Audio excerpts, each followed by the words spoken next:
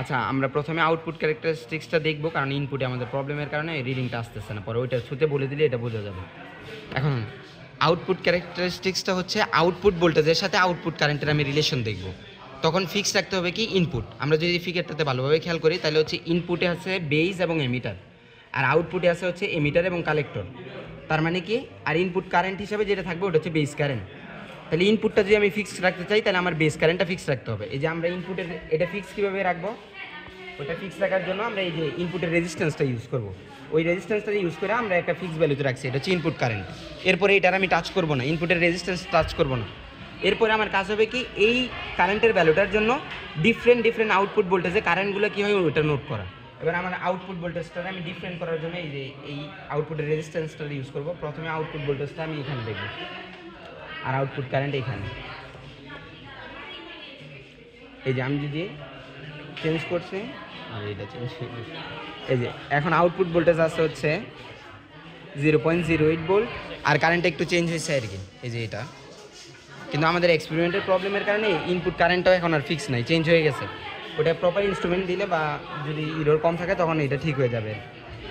এরকম একটা ভোল্টেজের জন্য আমি এরকম একটা কারেন্ট নিলাম। এরপরে কাজ হবে কি, এটাকে আবার আরেকটু চেঞ্জ করে ডিফারেন্ট, এখানে একটা ভোল্টেজের ভ্যালু আসবে, এখানে একটা কারেন্টের ভ্যালু আসবে। এটার মাধ্যমে আমি বেস কারেন্ট যখন 25 থাকবে তখন রিডিংগুলো নিব। একইভাবে বেস কারেন্টটাকে আবার চেঞ্জ করতে হবে। এই যে এই ইনপুট রেজিস্ট্যান্সটা চেঞ্জ করে বেস কারেন্টটাকে আমি 25 থেকে হয়তো বা 40-50 যেরকম অ্যাভেলেবল থাকে ওইটাতে নিব। নেওয়ার পর আবার সেমভাবে আউটপুট রেজিস্ট্যান্সটা চেঞ্জ করতে থাকবো এবং আউটপুট ভোল্টেজ এবং কারেন্টগুলো নোট করতে থাকবো। এটাই হবে আমার আউটপুট ক্যারেক্টারিস্টিক্স। সরি, এরপরে আমি যদি ইনপুটের ক্ষেত্রে কী করবো, জাস্ট এটা রিভার্স কাজটা করবো। ওই সময় হচ্ছে ইনপুট ভোল্টেজের সাথে ইনপুট কারেন্টের রিলেশনটা আমি বের করবো আউটপুট ভোল্টেজটা ফিক্স রেখে। এখানে আউটপুট ভোল্টেজটা কার মাধ্যমে ফিক্স রাখবো, এই যে এটার মাধ্যমে আমি এখানে একটা ফিক্স ভোল্টেজ দেখবো। এটা হতে পারে 2-4 যেরকম হয় আর কি। আমাদের রেজিস্ট্যান্সটা প্রপার নাই দেখে এখানে আনতে পারতেছে না। এটা 2 ভোল্টে রাখার পরে আমার কাজ হবে হচ্ছে এটা না ধরে কী করবো, এই ইনপুট রেজিস্ট্যান্সটা এবার চেঞ্জ করবো। এখন এখানে কানেকশন আপাতত প্রপার বোর্ড মিটার নাই, এই জন্য রিডিং দেখবো না আর কি। ইনপুটের রেজিস্ট্যান্সটা একটা করে চেঞ্জ করব, আর আমি ইনপুট ভোল্টেজ আর ইনপুট কারেন্ট যেই রিডিং ওটা নোট করতে থাকবো। আচ্ছা সরি, আমি এটা দেখাচ্ছিলাম ইনপুট কারেন্ট, কিন্তু ইনপুট কারেন্ট হচ্ছে এইখানে আর ইনপুট ভোল্টেজ হচ্ছে এখানে থাকবে আর কি। এটা প্রপার রিডিং না আসাতে এটা নাই।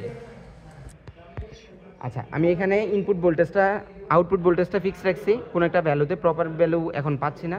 এখন আমি যদি ইনপুটের রেজিস্ট্যান্সটা চেঞ্জ করি তাহলে এই যে আমার ইনপুট ভোল্টেজ এবং কারেন্টটা চেঞ্জ হয় আর কি আস্তে আস্তে।